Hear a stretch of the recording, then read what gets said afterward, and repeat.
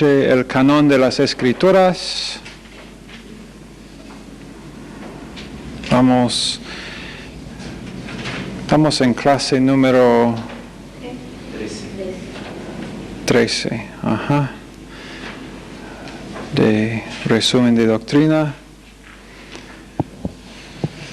El tema de esta noche, el canon de las Escrituras, un tema que hemos hablado varias veces recién en la clase de bosquejo del Nuevo Testamento. El canon, la definición que vamos a dar para qué es el canon de las Escrituras, es la lista autoritativa de las Escrituras inspiradas de Dios. La lista autoritativa. ¿Es eso una palabra, Michelle? ¿Autoritativa?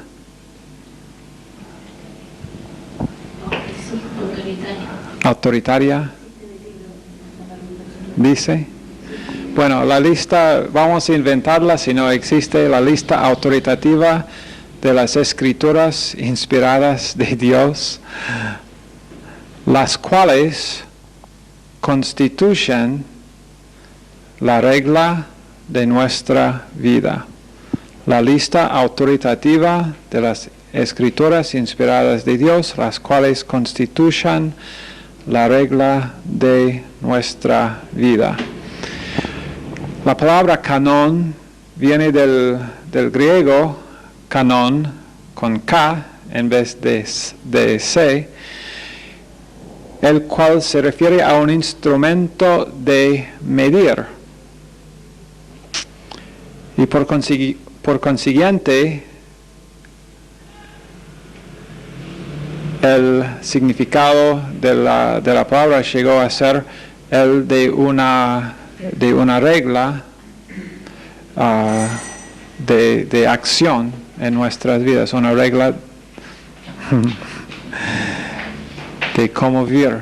Y la verdad es que, como dice nuestro texto, el significado de la palabra canon tiene doble significado actualmente y realmente. Se refiere a la lista de los libros que cumplieron con los requisitos de ciertas pruebas. No tienen que escribir todo esto, está en sus libros. Y así se consideraron autoritativos y canónicos, pero también significa que la colección de libros canónicos constituyen la regla. Entonces, tienen los dos significados. Eran una manera de medir si eran inspiradas por Dios o no. Entonces, ¿qué libros incluir en el canon? Porque ellos estaban intentando decidir, hombres estaban intentando decidir, no estaban inspirando hombres la Biblia, y no es que cuando ellos estaban estudiando qué libros incluir, que en ese momento que los libros estaban llegando a ser inspirados, no, ellos simplemente estaban dándose cuenta, y bueno, y la verdad es que hubo muchas charlas largas sobre este asunto de qué libros eran inspirados y qué libros no. Y la verdad es que tiene sentido de que iban a hacer discusiones sobre este tema, porque está hablando de algo muy importante. Está hablando de que si un libro es la palabra inspirada, especialmente cuando se da por sentado la definición que nosotros hemos usado acerca de la inspiración, que la inspiración, creemos en la inspiración verbal, cada palabra inspirada, plenaria, cada parte de la Biblia inspirada, infalible y también inerrante. Entonces, ni un solo error. Entonces, es muy importante decidir si el libro cabe dentro de esas características o no. Muy importante, no es algo ligero. si, bueno, aceptamos este libro también porque, bueno, fue escrito este libro por el apóstol Pedro también como los otros, y entonces, y a mí me gusta Pedro, y entonces debe ser este libro incluido. No cada cosa que escribió Pedro o Pablo era inspirado por Dios. Los apóstoles sabían cuándo estaban escribiendo, siendo inspirados por Dios y cuándo no. Y la diferencia, entonces, es muy importante para nosotros. Estamos hablando de algo que tiene autoridad para hacer la regla en millones y millones y miles de millones de vidas después de esto. Entonces,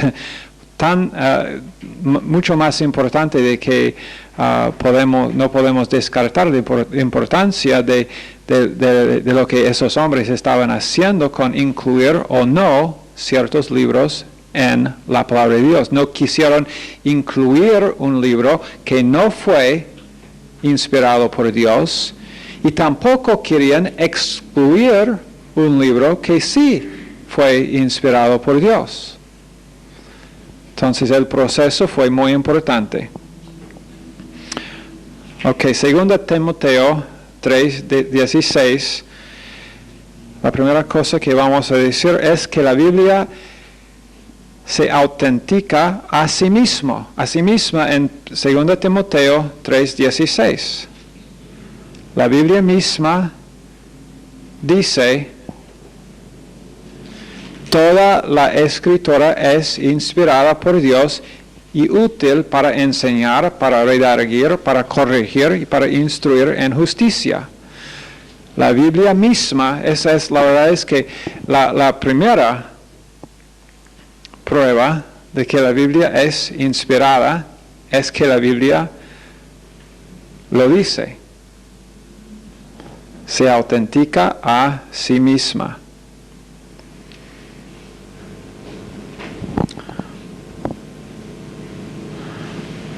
Okay, después de esto, habían muchos concilios que hablaron sobre el asunto.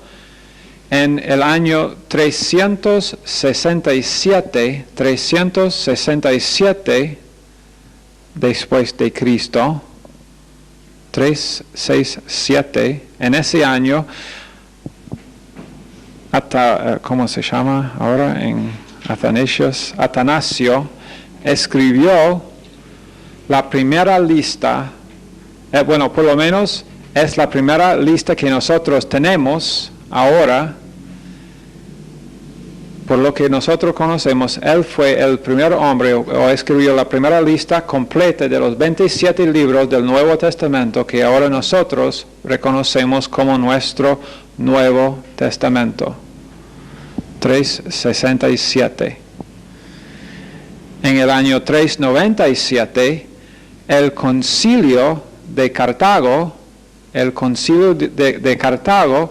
dijo, como parte de su determinación, de su declaración acerca de doctrina, ellos en ese concilio, ese fue el primer concilio, grupo oficial, que decidió que los 27 libros que tenemos son los libros inspirados del Nuevo Testamento, los 27 libros incluidos en ese concilio.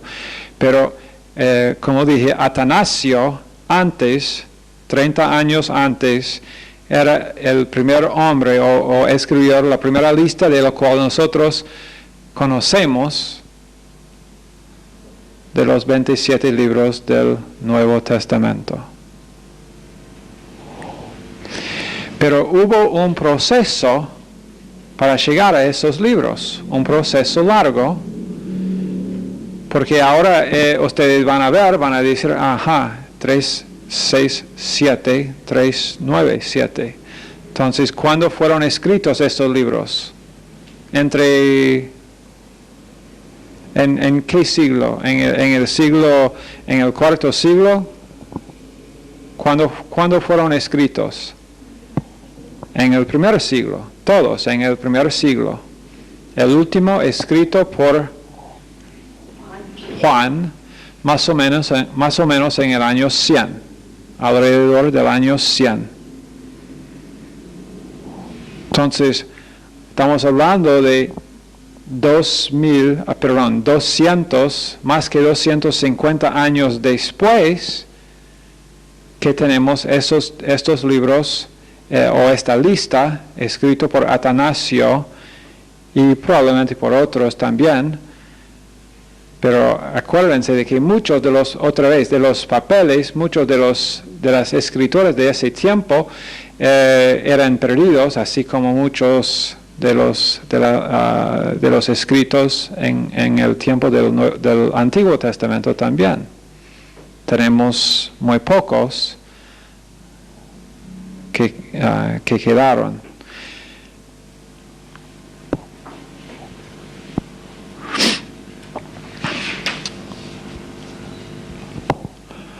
Pero ahora, antes de ir más allá de donde estamos en el Nuevo Testamento, ¿qué del Antiguo Testamento? De lo que nosotros llamamos Antiguo Testamento. ¿Cómo llegamos al Antiguo Testamento? ¿Cómo llegamos nosotros qué libros del Antiguo Testamento realmente son inspirados y qué no? Bueno, en primer lugar, los 39 libros que nosotros tenemos en el Antiguo Testamento, ¿cuántos? 39. 39. Va a ser importante saber ese número. 39 libros en el Antiguo Testamento. Nosotros realmente tenemos una lista expandida. Los 39 libros que nosotros tenemos son una expansión, no en las escrituras mismas, sino en cómo dividimos los libros, porque los judíos, los hebreos, tenían en su lista, ¿quién sabe cuántos libros? Menos que 39. Es listo, pero no leyó el capítulo. 22 libros tenían los hebreos en sus escrituras, lo que son los del Antiguo Testamento. Pero, por ejemplo, nosotros tenemos Primera y Segunda Samuel, Primera y Segunda de Reyes, Primera y Segunda Crónicas. Ellos no tuvieron esas distinciones, sino Samuel, Reyes, Crónicas. También los profetas que nosotros llamamos los profetas menores, eso fue un libro para ellos, un libro solo, no 12. Ellos tenían 22 libros en sus escrituras. ¿Qué fue el último libro en las escrituras de los hebreos? El último libro en su lista. ¿Alguien se atreve? ¿Alguien que fue a la clase que tuvimos en el semestre pasado, el bosquejo del Antiguo Testamento? ¿Alguien sabe, Zulma? ¿Ustedes quieren venir acá y hablar o...? Está bien.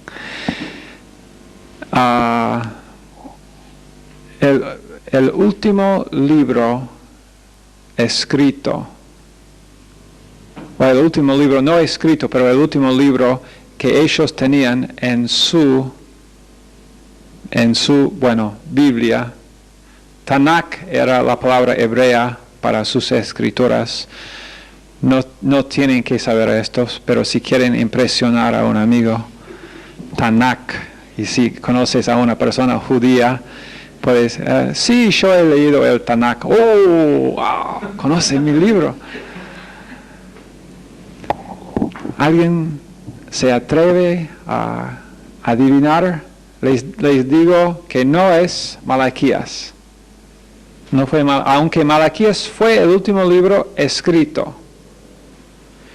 Pero acuérdense, por ejemplo, no fue Isaías tampoco. Acuérdense era el último libro en el antiguo, en el Tanakh era un libro histórico, no un libro profético, no un libro poético, sino un libro histórico.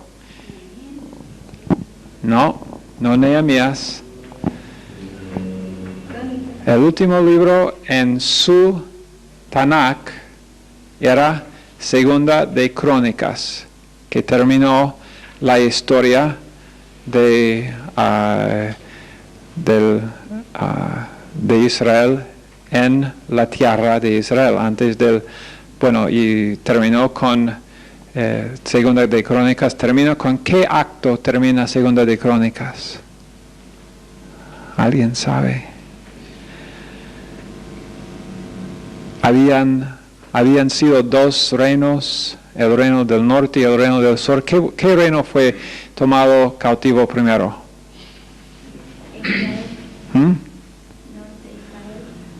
El reino del norte tomado cautivo primero y el reino del sur tomado último. Entonces ese fue el acto de el que terminó el Segunda de Crónicas. Pero, y vamos a ver por qué eso es importante en unos minutos.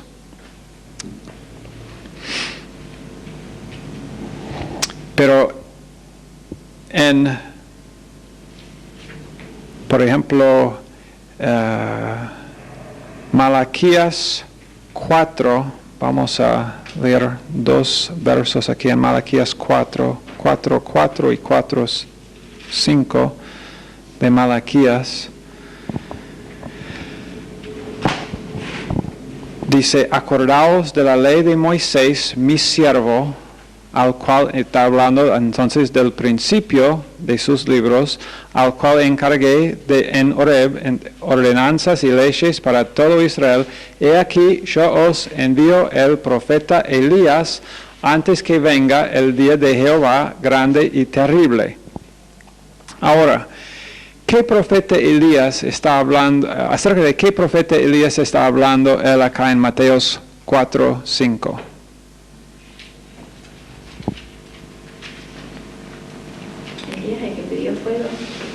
Elías que pidió fuego, Elías que estaba contra los profetas de Baal, ¿ese Elías?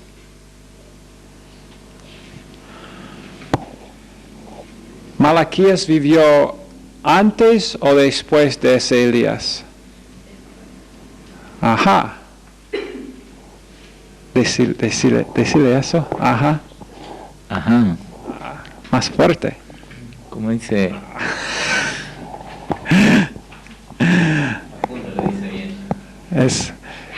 Tiene que practicar más para ser lector oficial. Y hay que pagar. ¿Hay que pagar para esto? Bueno, nosotros después tendremos que pagarte si consigues esa licencia de ser lector oficial. Bueno, afortunadamente todavía no te tenemos que pagar nada. Entonces, para esa no te pago. No fue muy fuerte de todas maneras. Hay que practicarlo. Entonces, ese Elías de que está hablando acá en Malaquías 4, 5, no es el Elías del Antiguo Testamento. No está hablando del Elías del Antiguo Testamento. He aquí, yo os envío. No, yo os envié. Yo os envío el profeta Elías antes que venga el día de Jehová grande y, ¿qué dice? Terrible, sí. No sabía si era terrible o temible por mis anteojos. Está hablando de ¿qué profeta? Juan Bautista, 10 puntos, Michelle. La misma que se equivocó con... Tiene un promedio de 5, 0 y 10. Sí, está hablando de Juan. ¿Por qué? Porque acá, al fin de Malaquías, Y la verdad es que hay dos razones por las cuales en nuestra Biblia nosotros usamos Malaquías como el último libro. Número uno es que fue el último escrito, y número dos es que habla acá muy casi como Juan habla en Apocalipsis. Acuérdense de cómo Juan habla en Apocalipsis, de que no deben añadir nada a lo que yo estoy escribiendo, a lo que ya ha sido escrito, no en solamente en mi libro de Juan, dice, pero en todas las escrituras. Pero acá Malaquías dice, acordaos, está hablando del principio, acordaos de la ley de Moisés, mi siervo, al cual encargué en Horeb ordenanzas y leyes para todo Israel, los primeros 5 libros escritos por Moisés, y la verdad es que muchos de los judíos se refirieron a esos 5 libros como la ley. A veces la ley fue usada en un sentido más amplio también, que algunas veces Jesús refirió al Antiguo Testamento entero como la ley y las profetas, aunque incluía también otros libros que ahora nosotros conocemos como libros poéticos. Pero Malaquías acá, después de estos, de referir a los libros de Moisés, dice, he aquí yo os envío el profeta Elías.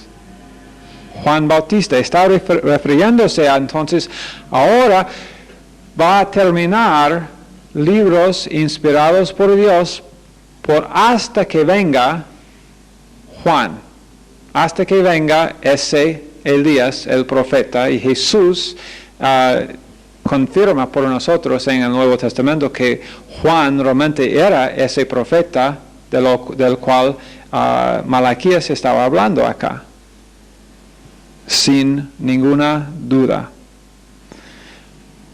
Ok, entonces esa es una evidencia, hay una evidencia acá de que desde los primeros 5 libros hasta Malaquías, también en el Nuevo Testamento,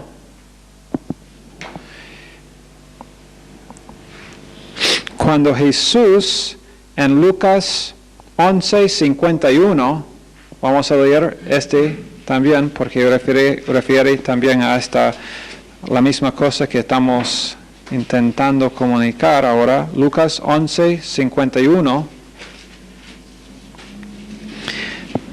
Jesús está hablando, dice, desde la sangre de Abel hasta la sangre de Zacarías, que murió entre el altar y el templo, sí, os digo que será demandada de esta generación.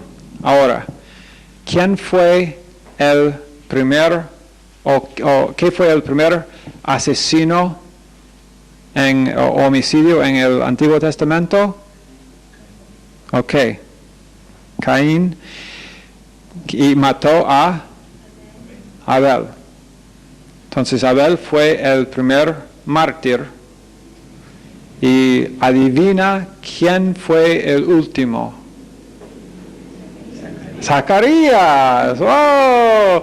¿Y en qué libro, adivinen ahora, en qué libro del Tanakh fue muerto Zacarías? Segunda de Crónicas, capítulo 24, fin del Tanakh. Entonces, en las escrituras de los hebreos, Jesús está diciendo, Jesús aquí está confirmando los 22 libros que ellos usaron, 22, que ahora nosotros tenemos 39, pero la diferencia entre los 22 y los 39 es 0. Ninguna diferencia, solamente en cómo dividir los libros, nada más. Los 22 libros que los hebreos aceptaron, y que Jesús acá está diciendo que Él aceptó a esos libros. Y mira que Él no acá acepta a los libros apócrifos. no acepta a ellos, sino solamente porque, bueno, hubo más muertos, más asesinos durante el tiempo intercanónico, durante el tiempo cuando eran escritos los libros de la apócrifa. ¿Piensan ustedes que deberían haber sido más homicidas durante ese tiempo? Dice, sí, Pastor Collins, creemos así, claro, por supuesto. Jesús no dice, la sangre de ustedes será demandada, ustedes será demandada la sangre de Abel hasta la sangre del último hombre matado en uno de los libros de la apócrifa, sino hasta Zacarías, el último matado en el libro de Segunda de Crónicas, o en el caso de Hechos, Crónicas, que fue el último libro en la Biblia que Jesús usaba.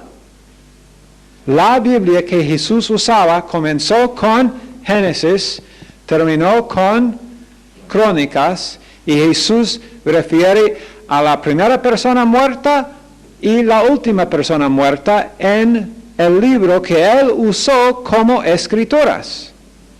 Muy importante acá entonces el argumento de que estos eran los libros aceptados o los libros inspirados por Dios y que eventualmente eran aceptados como canónicos por hombres después del tiempo apostólico y después porque cuando estaban incluyendo los libros o qué libros ahora en el Nuevo Testamento, qué libros deben ser parte del canon, tienen que también decidir, bueno, qué libros de los judíos vamos a aceptar. Ok. También tenemos la evidencia de los manuscritos del Mar Muerto. La evidencia de los manuscritos del Mar Muerto.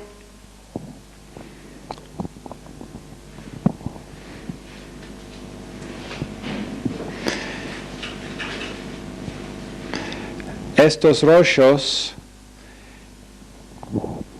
son importantes porque todos los libros del Antiguo Testamento están representados entre los rollos, excepto Esther. Todos menos Esther están presentes. Ahora, en los rollos, en los manuscritos del Mar Muerto, hay otros libros no canónicos que están incluidos en los rollos. Pero todos los libros del Antiguo Testamento, menos Esther, están, partes por lo menos de ellos, están presentes en estos rollos. Mira, estos rollos no tienen no hay ninguna cosa, ninguna razón para creer que los rollos prueban nada acerca de canonicidad. No son una prueba de canonicidad, no son una prueba de inspiración ni nada. Eran rollos simplemente encontrados por hombres hace más o menos 50 años ya, encontrados allá en el desierto ahí, en la región del Mar Muerto, pero incluían cada uno, excepto Esther, de los libros del Antiguo Testamento. Entonces, vemos que estos libros que nosotros tenemos como nuestro Antiguo Testamento eran muy usados durante este tiempo, solamente que muy importante porque eran todos incluidos menos Esther. También Muchos de los otros libros, de los otros manuscritos que no eran libros del Antiguo Testamento, eran comentarios. Así como Matthew Henry comenta sobre la Biblia, y él vivió en el siglo pasado, pero creo que él murió en este siglo, pero bueno, no en este, porque ya olvido siempre que estamos en otro siglo. Pero Matthew Henry comentó, y hay otros comentaristas que han comentado en la Biblia, pero bueno, también ellos, los judíos, tuvieron sus comentaristas sobre, bueno, ¿qué quiso decir Moisés con esto? Bueno, vamos a escribir. Entonces, sus comentaristas y en estos rollos, que no son una Biblia, no es que ellos fueron allí y descubrieron una Biblia completa. ¡Oh, aquí está! No, sino muchos rollos, muchos manuscritos. Montón. Más o menos 500 manuscritos ellos encontraron. 175 de los manuscritos de los 500 eran eran libros del Antiguo Testamento, que nosotros reconocemos como el Antiguo Testamento. Pero muchos otros eran comentarios acerca de, adivina cuáles libros. Y era probado que estos manuscritos del Mar Muerto, que ellos encontraron ahí hace 50 años, que estos eran escritos durante el periodo justo antes de la venida de la encarnación de Jesús. Durante el tiempo ahí fueron escritos estos manuscritos. Entonces es muy importante lo que ellos consideraron que era su canón, porque el canón en ese tiempo, claro, no habría incluido a Romanos. ¿O sí? No. ¿Por qué? Porque Romanos no existió.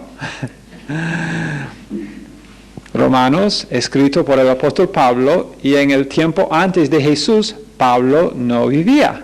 Entonces, ellos no incluían a Romanos en su...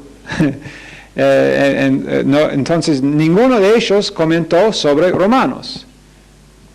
Bueno, no es una sorpresa, porque Romanos no existió. Pero tampoco ninguno de los comentarios comentó sobre ninguno de los libros apócrifos. Ninguno. Pero hubo muchos que comentaron sobre, y la verdad es que habían comentarios que trataron cada libro de lo que nosotros tenemos en el Antiguo Testamento, menos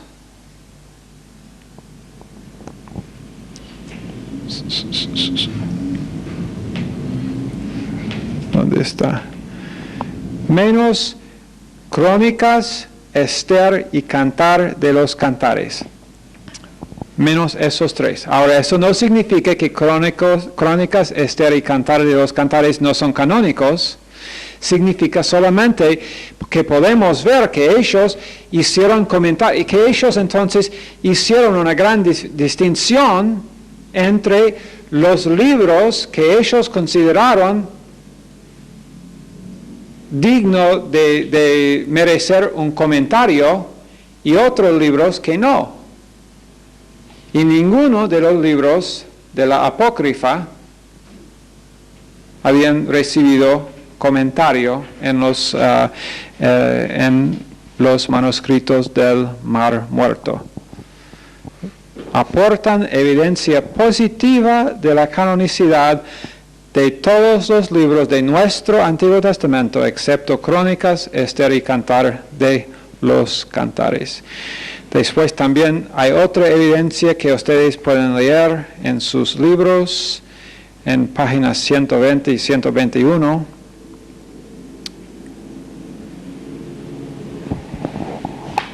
no tenemos tiempo para cubrir toda esa evidencia.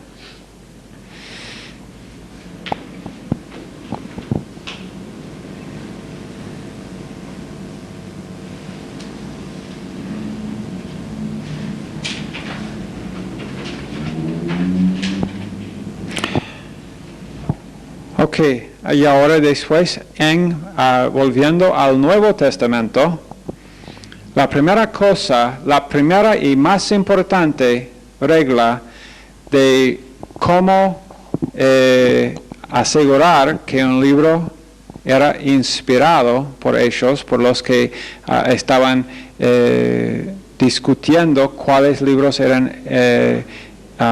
deben ser incluidos en el canon y cuáles no, era que el libro tenía que tener la autoridad de un apóstol respaldándolo. Tenía que tener la autoridad de un apóstol respaldando el libro. O ser escrito por un apóstol, o que un apóstol estaba respaldando el autor. Por ejemplo, en el caso de Lucas, Lucas no fue un apóstol, pero Lucas viajó mucho ¿con quién? Con Pablo. Viajó mucho con Pablo, eso es probado por muchas citas muchos versos en el Nuevo Testamento, que Lucas viajó con Pablo. Entonces Pablo respaldando el Evangelio y el libro de Hechos también, escritos los dos por Lucas. También Marcos,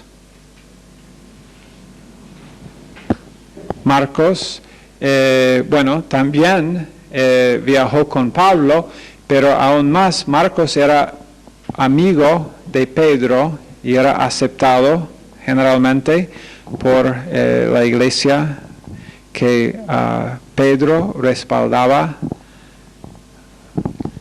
el Evangelio de Marcos. Entonces no hubo ningún problema con aceptar ni Marcos ni Lucas ni Hechos como libros inspirados, pero eso no fue la única prueba, no fue la única, porque ya dije que no eran todos los libros escritos por un apóstol inspirado, porque no era la inspiración, no es que la persona fue inspirada. ¿Entienden esto? No, la persona no fue inspirada. Así como hoy en día una persona dice, me siento inspirado y tal vez inspirado por Dios a escribir algo. Bueno, tal vez Dios sí te está motivando, pero eso no es inspiración divina. Puedes usar la palabra, siento inspirado hoy para escribir una carta o un libro doctrinal. Bueno, puede ser, pero no es inspiración como ellos recibieron inspiración para escribir la palabra de Dios. No eran inspiradas las personas, sino las escrituras. Lo que ellos escribieron fue inspirado.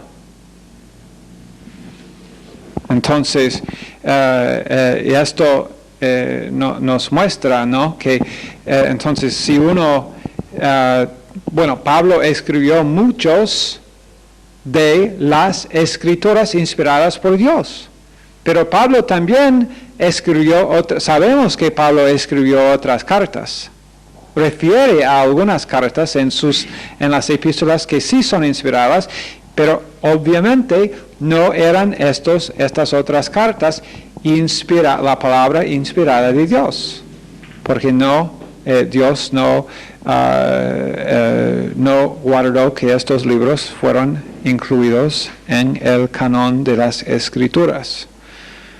Ok, entonces, la primera prueba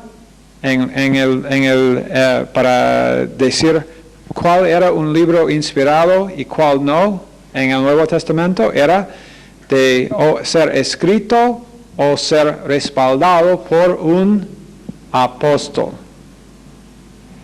Número 2, la prueba de la singularidad. La prueba de la singularidad el libro tenía que mostrar evidencia de su singularidad como prueba de su inspiración, no simplemente decir algo que, bueno, Pablo, yo estaba en la iglesia en Éfeso cuando Pablo enseñó y entonces yo realmente capté lo que él dijo, entonces voy a escribir y bueno, tal vez intentar comunicar o explicar lo que Pablo dijo a otro. Está bien, no es, bueno, tal vez su carta fue guardada por alguien y alguien dice, bueno, eso puede ser parte de las Escrituras, pero eso fue una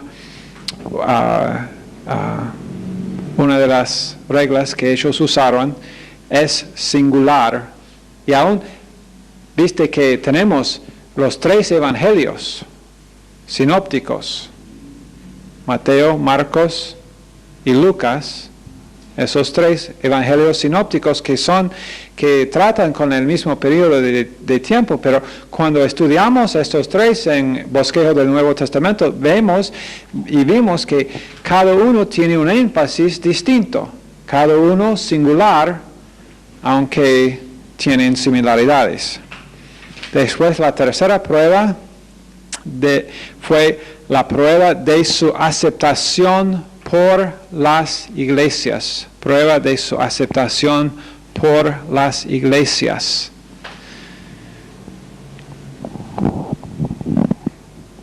¿Y por qué?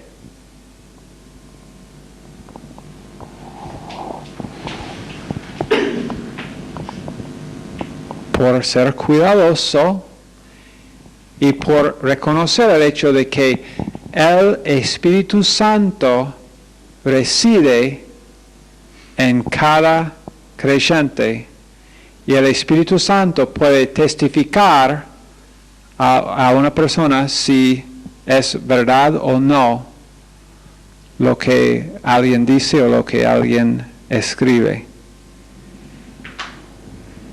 Muchas veces una persona puede ser desde su niñez, puede ser enseñado algo equivocado. Puede ser una persona que recibe enseñanzas sobre por ejemplo, una enseñanza de que uno tiene que ser bautizado en agua o no puede ir al cielo. Puede ser que una persona que crece en una iglesia que tiene esa doctrina, pero está enseñada esa doctrina, esa persona desde su niñez y cree la doctrina,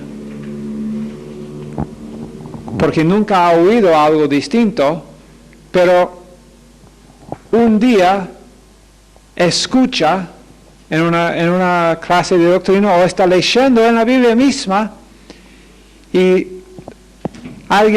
alguien explica la doctrina correcta usando una categoría de doctrina y alguien explica lo bien y esa persona es como la luz prende sobre su cabeza y dice, sí, esa es verdad. ¿Sabe por qué? ¿Sabe por qué eso puede pasar? Aún puede pasar en un momento sin una serie de clases de doctrina, aunque esa persona había sido enseñado y equivocadamente. En este caso estamos hablando de un caso en el cual estoy absolutamente seguro que esa doctrina es falsa. Lo he estudiado a fondo y la doctrina de que uno tiene que ser bautizado en agua para ser salvo es una doctrina falsa. No hay ninguna duda de esto en las Escrituras, pero si una persona había sido enseñada esto por años y años y años, y cuando un día se escucha que no, y está en el verso, y dice, algo en esa persona dice, sí, esa es verdad. ¿Y por qué después de años de haber escuchado el otro, pero en un momento dice, es verdad? Es porque tiene el Espíritu Santo adentro y el Espíritu Santo testifica a la verdad.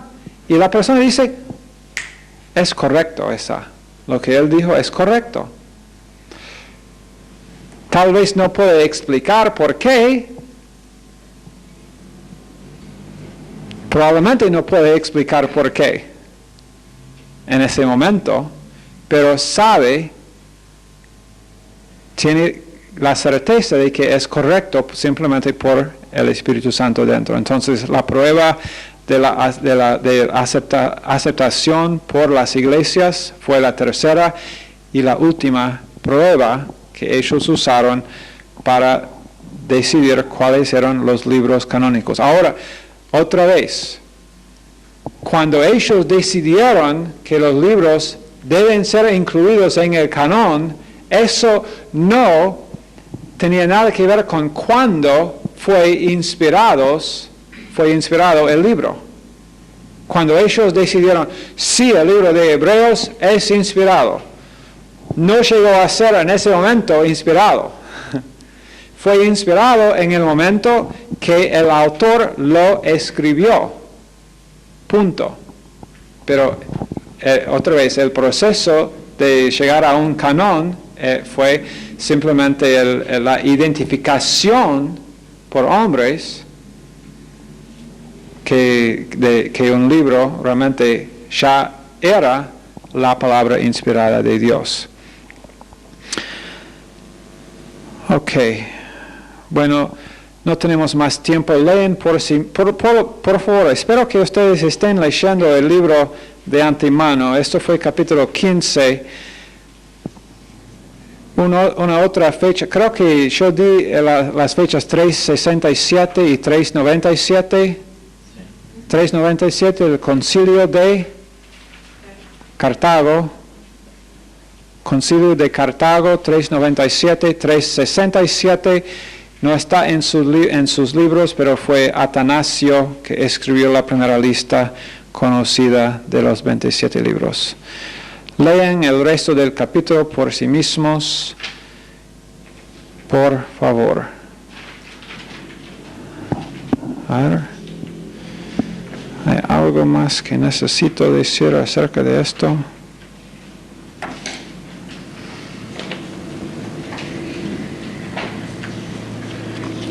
¿Qué es el verso bíblico que autentica la inspiración de la Biblia?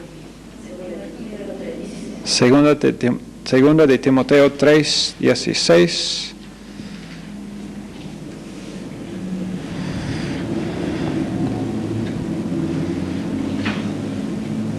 Ok. Señor, bendice esta clase a cada estudiante en el nombre de Jesús. Amén.